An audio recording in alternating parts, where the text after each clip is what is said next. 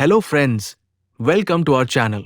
आज के समय में आध्यात्मिकता तेजी से लोगों के जीवन का हिस्सा बन रही है। लोग ध्यान कर रहे हैं, आध्यात्मिक किताबें पढ़ रहे हैं और अपने अंदर शांति खोजने की कोशिश कर रहे हैं।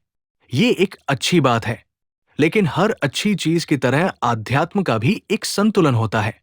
जब इंसान आध्यात्म को समझने के बजाय उसे जीवन से भागने का रास्ता बना लेता है, तब समस्या शुरू होती है। कई लोग सोचते हैं कि आध्यात्मिक बनना मतलब हर रिश्ते से दूर हो जाना, दुनिया की जिम्मेदारियों को छोड़ देना और केवल अंदर की शांति में जीना। लेकिन ये समझ अधूरी हो सकती है। कई बार इंसान दर्द, असफलता या मानसिक तनाव से बचने के लिए आध्यात्म का सहारा लेता है। वो अपने दुख को समझने के बजाय उसे छिपाने की कोशिश करता है। वो कहता है कि सब माया है, इसलिए किसी चीज की चिंता करने की जरूरत नहीं। धीरे धीरे वो अपनी भावनाओं को महसूस करना बंद कर देता है। बाहर से वो शांत दिखता है, लेकिन अंदर अनसुलझे डर और भावनाएं जमा होती रहती है। इसी स्थिति को स्पिरिचुअल बाईपासिंग कहा जाता है।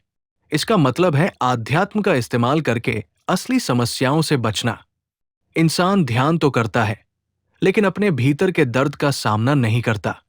श्री कृष्ण की शिक्षा हमें जीवन से भागना नहीं, बल्कि जीवन को समझना सिखाती है। जब हम भगवत गीता की बात करते हैं, तो वहां कृष्ण अर्जुन को युद्ध भूमि से भागने के लिए नहीं कहते। अर्जुन भ्रम, डर और दुख में था।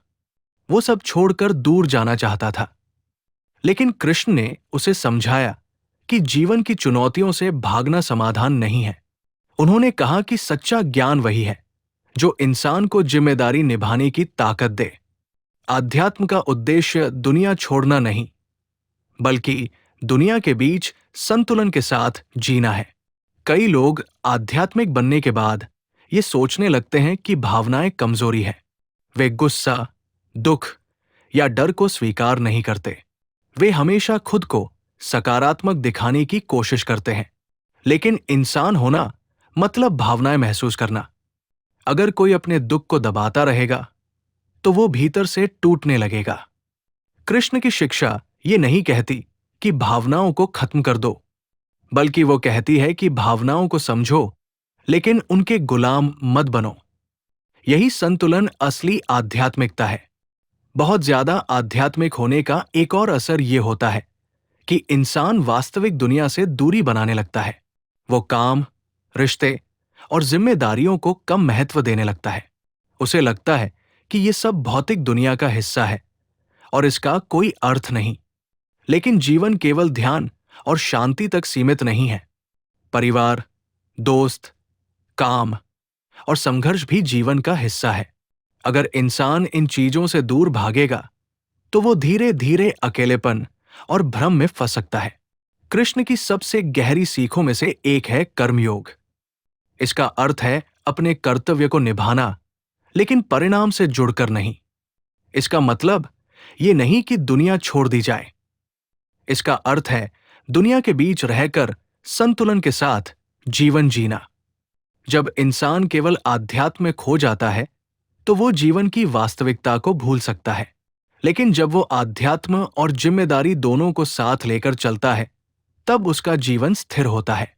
कई लोग सोचते हैं कि आध्यात्मिक इंसान हमेशा शांत और अलग दिखाई देगा। लेकिन सच्चाई ये है कि असली आध्यात्म इंसान को जमीन से जोड़ता है। वो उसे बेहतर इंसान बनाता है। वो उसे रिश्तों में ईमानदार, काम में जिम्मेदार और भावनाओं में जागरूक बनाता है। अगर आध्यात्म आपको लोगों से दूर कर रहा है, आपकी जिम्मेदारियों से भागने पर मजबूर कर रहा है, या आपको वास्तविक जीवन से काट रहा है, तो शायद आपको अपने रास्ते को फिर से समझने की जरूरत है। सच्ची आध्यात्मिकता भागना नहीं, बल्कि जीवन को पूरी तरह जीना सिखाती है। ये हमें ये नहीं कहती कि दुनिया गलत है। ये हमें सिखाती है कि दुनिया के बीच भी मन को शांत रखा जा सकता है। श्री कृष्ण का संदेश यही था कि इंसान को जीवन से भागना नहीं चाहिए। उसे समझना चाहिए, स्वीकार करना चाहिए और अपने कर्तव्यों को निभाते हुए आगे बढ़ना चाहिए। दोस्तों, आध्यात्म तभी सुंदर है जब वो आपको वास्तविक जीवन से जोड़ता है। अगर वो आपको जिम्मेदारियों से दूर ले जाएं, तो वो संतुलन खो सकता है। असली ज्ञान वही है जो इंसान को मजबूत बनाए, न कि उसे दुनिया से अलग कर दे। Like, share and subscribe to our channel for more inspiring video.